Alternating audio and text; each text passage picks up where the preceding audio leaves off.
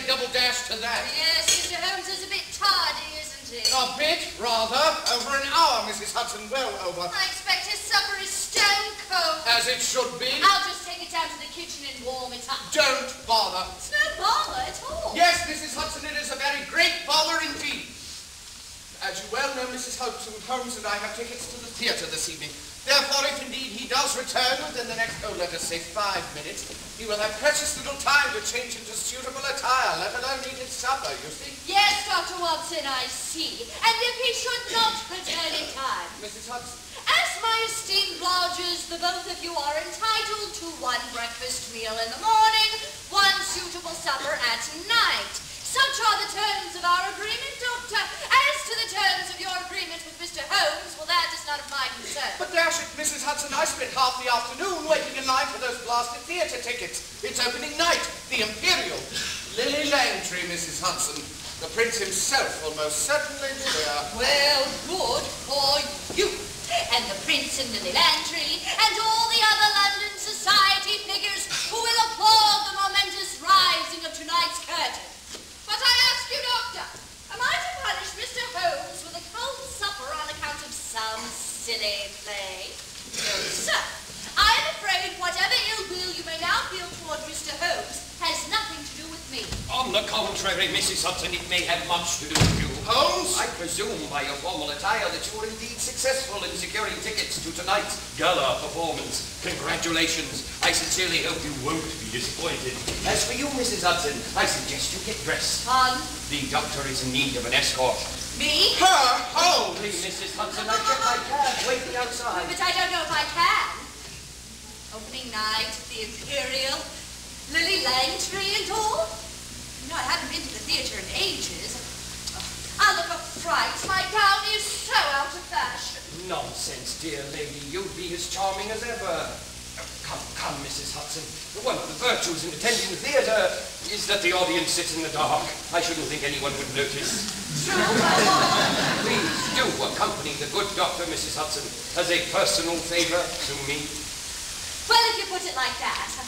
Oh, may I ask the nature of this entertainment? It is a Christmas panto, The Sleeping Beauty. Oh, well, why didn't you say so in the first place? I adore a panto. And you know, Sleeping Beauty... You have only 10 minutes, Mrs. Hudson.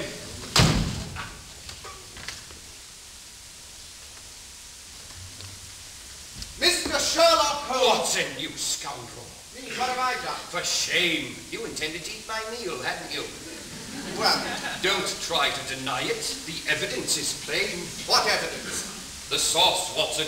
The sauce ladled over this chili chop has been popped by the tines of a fork. And there, your fork, retired from duty, still boasts some droplets of the incriminating gravy. Strange that. You always clean your plate and utensils utterly, Watson. Furthermore, from the position of the fork, it has obviously been dropped. So, our dear Mrs. Hudson caught you in the act, did she? Come, confess. As you see, the evidence is blatantly apparent. All right, I'm sorry, aren't I? You were late, Holmes. I was upset. Hold on, why on earth am I apologizing to you? I don't know. Dash it, Holmes. It's you who owe me apologies. You disappeared this afternoon without so much as a note or a word to Mrs. Hudson as to your whereabouts, after I spent considerable time and expense securing tickets to a play you yourself said you were eager to see, only to be told, not consulted, mind you, told, that I'm escorting our own landlady to one of the premier social events of the London season. You are displeased. My, you are a keen detective. But that's just it, Watson. I cannot now, nor at any other time, apologize for my profession. It's not your profession that prompts me to protest at your blasted behavior. I stand corrected. I apologize. Good, that's all I wanted to hear. No more? No more. Oh, Watson, you disappoint me. What have I done now? You haven't asked me where I've been. Oh, no, Sherlock Holmes, don't you dare tell me to... Later, old chap, I've happened upon an adventure. Without me? Couldn't wait. Where? Matilda Briggs. A lady without me? No, Watson, not a lady. Who then? Why don't you tell me? Oh, you brought on some evidence. Look, smell, listen. Only then, perhaps, if you're deserving, may you touch. As though I were a schoolboy. But Watson, that's just it. Be a boy. Regard that carpetbag with all its innate novelty and mystery, with the keen imagination and wide-open eyes of a child. Only then will you see without prejudice and discover the tale it has to tell. Come, Watson, what do you see? Oh, Holmes, please, I'm hardly in the mood just now for parlor games. Parlor games, sir? After nearly 3 years as my colleague and bosom companion, am I now to understand that you, Dr. John Watson, qualify the very foundation, nay, the soul of my art, my science, as possessing no greater import than an evening at Sherlock? Of course not, Holmes. Forgive me. What I meant was there really isn't time to play. You have 5 minutes. More than enough time.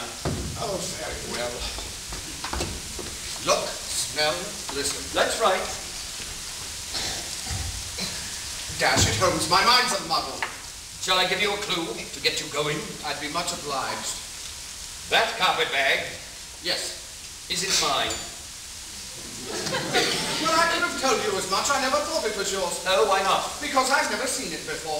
What does it matter what you've seen before? You'd best be prepared to see many a new thing and many a thing anew, old chap. That is, assuming you'll accompany me on this adventure. Of course I'll accompany you, if you'll have me.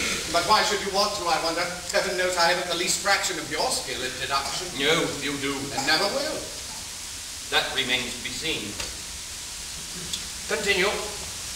It's a bit worse for wear just now. Strange. Reminds me of my army days in Afghanistan. Because of the fabric and the dyes. Good. They're just a bit. I venture to say it's of a more distant origin. See the leaf pattern? Definitely Asian. Tropical. That's about all. Aside from the fact that it appears to be quite soggy. And how soggy? Neither rain nor snow today. The river? Matilda Briggs is a ship, isn't she? Excellent. From the Asian Pacific. Island of Sumatra, to be precise. You deduced that from the carpetbag? No, my dear fellow.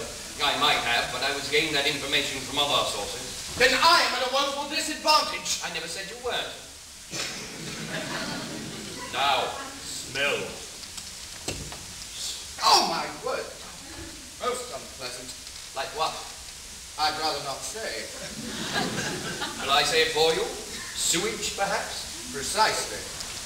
Take the two and make them add up to one. The odor comes from within. You've a living creature in there. I have. Well, good heavens, man, release it, or it would surely suffocate if it hasn't already. I rather doubt it. Ah, proof positive. It's quite alive. A rodent, unmistakably. Quite right. An aquatic species. Bravo! Brilliant exercise, Watson. May I take a look now, Professor? You may not. Watson!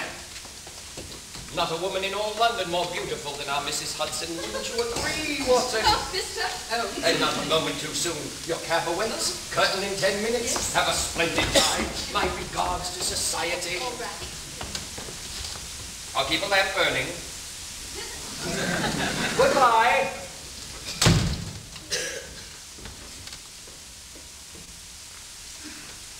Gloves. Canvas gloves. Ah,